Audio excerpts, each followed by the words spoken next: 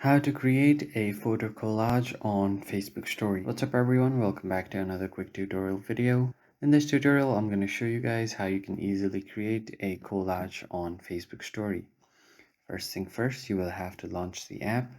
But before we begin, make sure to head down below to like the video and subscribe to the channel. On that note, let's get started. First of all, you just tap on create a new story, then choose the photos that you want to create a collage on. So just tap on select to select multiple photos. So I'm just going to select all of these four photos right here and then tap on next.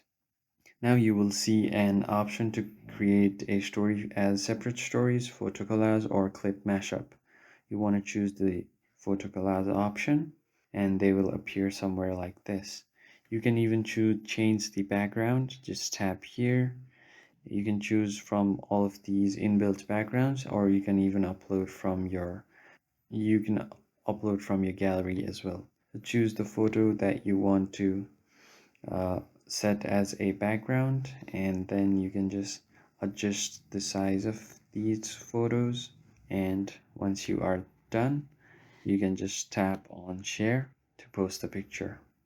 And after that, your collage should be posted. If you found the video helpful, hit the like button and subscribe.